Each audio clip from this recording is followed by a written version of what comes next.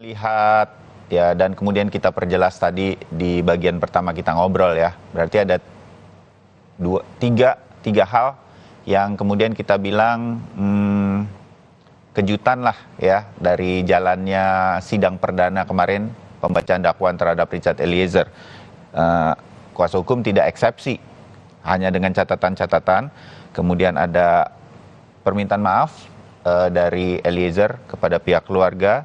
Kemudian, nah ini yang saya mau bahas nih, kuasa hukum nih, Bung Roni dan kawan-kawan juga meminta untuk kepada majelis hakim agar segera menuju ke cross check atau pemeriksaan para saksi dengan menyebut FS dan PC untuk bisa segera dihadapkan dengan Eliezer.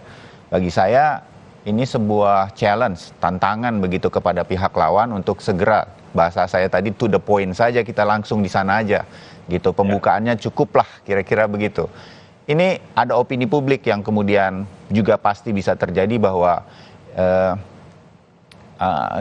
bahasanya saya, kira-kira saya menangkap termasuk dalam perbincangan kita pagi ini adalah Eliezer ingin mengatakan begitu, saya benar kok, saya berani, kita adu saja gitu, siapa yang benar siapa yang salah. Kang Asep. Ya, kita sering mendengar tuh tagline KPK dulu kan, jujur tuh hebat. Ya. Gitu kan, tagline KPK loh itu. Oh. Nah, jadi ketika dia berani, berarti apa? Ada kejujuran, ada kehebatan, ya. Dan dia harus mempertaruhkan. Saya sejak awal juga konsisten gitu kan. Artinya apa? Ketika yang ditantang untuk ya bersaksi, Eliezer sebagai terdakwa, di lain pihak itu mereka sebagai terdakwa, dan mereka menyangkal, kan, baik di eksepsi maupun di pernyataan-pernyataan. Ya. Ya, nah sekarang justru kan publik melihat di ruang sidang. Kan yang berhak menilai itu kan kalau di luar boleh, siapapun publik boleh menilai. Tapi di ruang sidang adalah hakim yang menilai. Ketika fakta persidangan ingin diungkap dan diminta oleh seorang Barada, ya, terhadap bekas atasannya, seorang jenderal, wah itu berat bagi saya.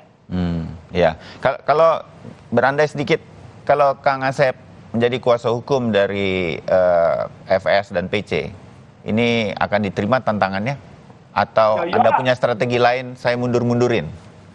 Ya, kita kan tahu sejak awal bagaimana FS. Tapi kira mungkin kita tunggu konferensi pers lagi lah. Ini konferensi pers, nanti konferensi kita mendengar. Kan itu kan di luar. Tapi kalau ini karena sudah di ruang persidangan, harusnya, sekali lagi harusnya ya, sekali lagi kalau saya, kalau benar tadi kan, benar itu karena memang menjunjung, ya yang di tengah kemunafikan tadi saya katakan, ketika sidangnya nanti hari Kamis, depan majelis saja karena majelisnya sama, jawab, mohon majelis kita minta disaksikan di yang pertama besok, biar saya menghadapi Baradae. Wah itu jantan itu. Oke, jadi kira-kira bisa seperti itu sebenarnya ya, kira-kira. Ya, bagaimana penasihat hukumnya? Oke. Berani nggak? Jangan beraninya. Ya gitulah. Sedikit berandai-andai karena Kang Asep juga pernah jadi hakim. Kalau Anda majelis hakimnya dikabulkan permintaan dari kuasa hukum Eliezer ketika mengajukan seperti ini dalam rangka mempercepat persidangan kan, Kang Asep? Ya, tadi Mas Wahyu saya katakan. Apa pertimbangan nanti saksinya siapa yang pertama, siapa yang ini, itu majelis hakim kan nanti yang menentukan, itu apa pertimbangannya biasanya, Kang? Bukan Mas Wahyu, justru karena yang mendakwa itu jaksa, beban pembuktian ada pada jaksa. Jadi jaksa yang mengajukan, bukan hakim yang memilih. Jadi kita juga hakim pada nggak tahu di ruang sidang itu besok kemudian dihadirkan siapa. Ini kan ada daftar saksi. Nah, tapi biasanya sekali lagi ada beberapa hakim, sudahlah ini nggak perlu, udah ini aja karena persoalannya pembunuhan, kejadiannya sini. Coba Pak Jaksa saring beberapa, nanti jaksa katakan siap majelis, kami akan menghadirkan ini.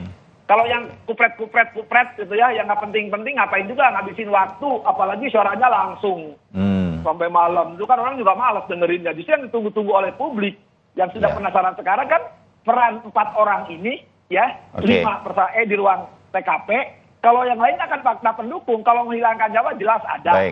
Pasti balistik mengatakan ditembak. Forensik matinya di sini.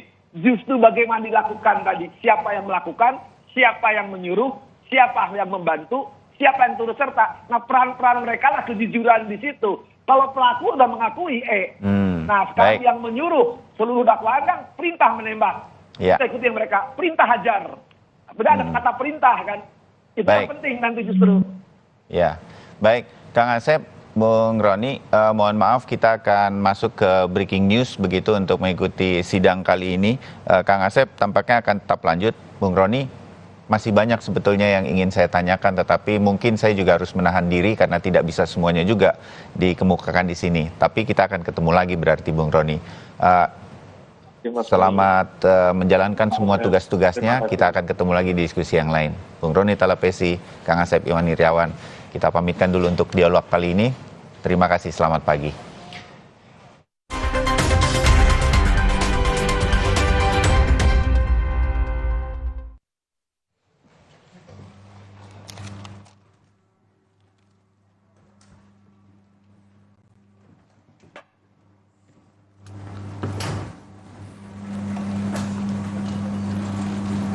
Anda menyaksikan Breaking News Kompas TV. Kita akan mengikuti sidang yang akan berlangsung pada hari ini. Anda menyaksikan Breaking News bersama saya Timothy Marbun.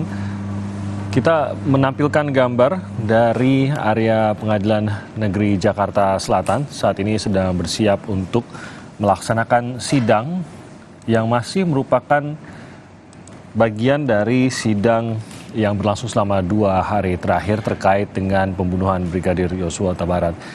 Sidang yang akan dilangsungkan hari ini terkait dengan kasus perintangan penyidikan. Seperti kita ketahui ada setidaknya bisa dikatakan ada 2 kasus yang sedang dijalankan sidangnya, yaitu kasus pembunuhan berencana yang sudah kita ikuti sidang dakwaannya 2 hari terakhir, dakwaan terhadap tersangka dari perencanaan pembunuhan tersebut. Sementara kasus keduanya adalah perintangan penyidikan yang masih terkait dengan upaya untuk menyembunyikan atau mencoba untuk menyembunyikan kebenaran dari rencana pembunuhan Brigadir Yosua dan seluruh kejadian dari pembunuhan tersebut. Nah, hari ini rencananya akan ada 6 tersangka yang akan menjalani sidang dan nama-namanya sudah dikeluarkan dan sudah diketahui bahwa dalam sidang ini akan terbagi dua proses persidangan dengan membagi 3 terdakwa pertama dan 3 terdakwa kedua yang akan disidangkan pada pukul 14 waktu Indonesia bagian Barat.